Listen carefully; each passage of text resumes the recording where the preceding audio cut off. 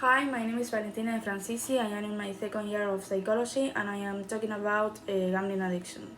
Well, gambling has existed since ancient times, since the degree to gain well-being and prestige by taking risk in an incentive force, which continues to exist in the human health.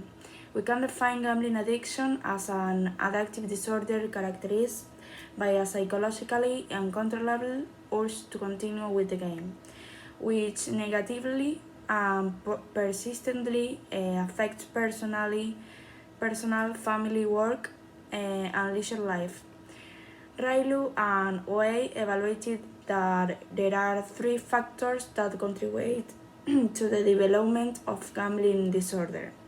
First, family factors, which are studies that have shown that both parental behavior partners and genetic factors pose a risk for any players to develop a compulsive gambling behavior. Second, individual factors are involved into onset and maintenance of the gaming disorder and include the personality traits of the players, their cognitions, negative emotional states, and biological factors.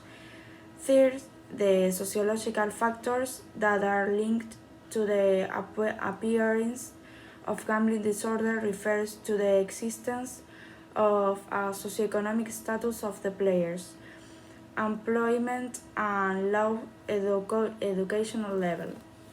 The consequences of compulsive gambling are many, from financial problems to intensive or prolonged stress, from dismantled families to lost fortunes, academic abandonment, and more.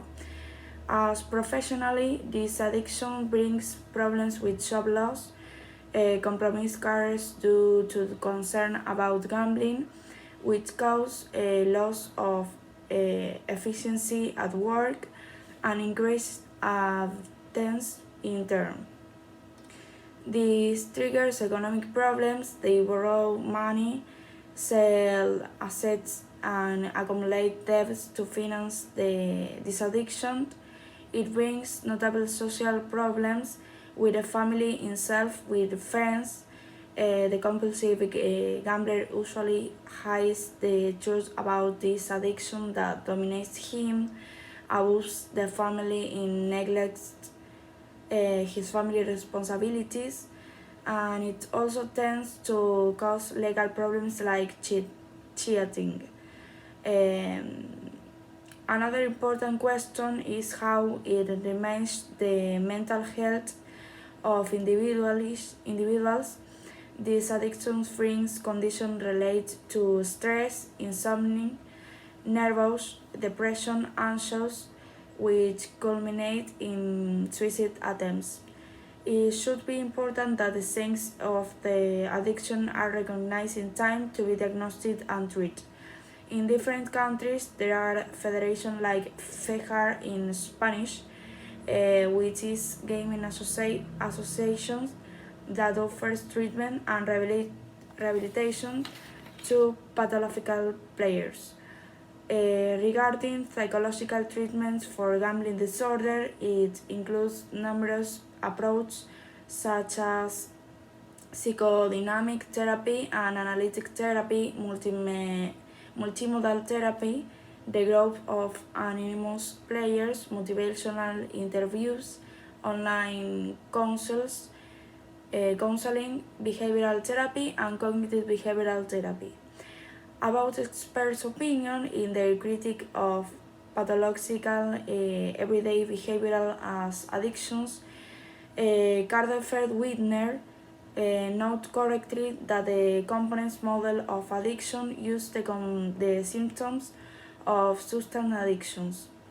This is because common components are key to delineating addiction in the first place.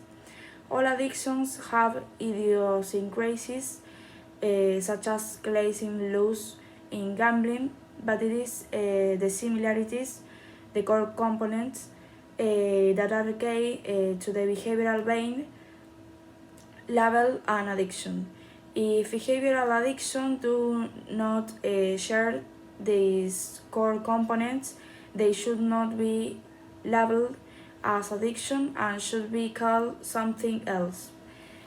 Um, in my opinion, gambling addiction is induced as any other addiction. It usually begins in a smooth, almost natural way, but once playing begins to become necessary for the person, the process can become as unstoppable as addiction to heroin or cocaine. Unlike them, it becomes a disease that is difficult to get out of.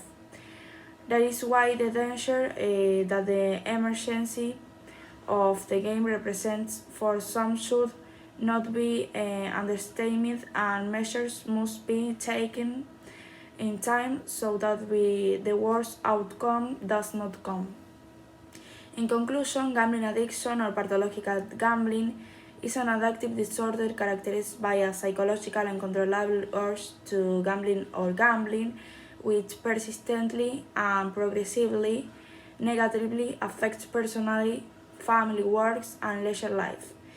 In addiction, it is increasingly important that the young population, especially, but also the rest of the population that enters casinos on an ever increasing scale, understand what it means to gamble responsibility and how to avoid the slippery slope of gambling disorder.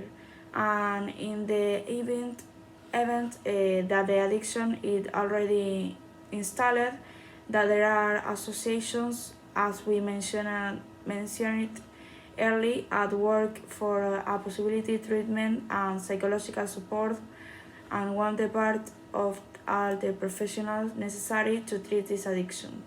Thank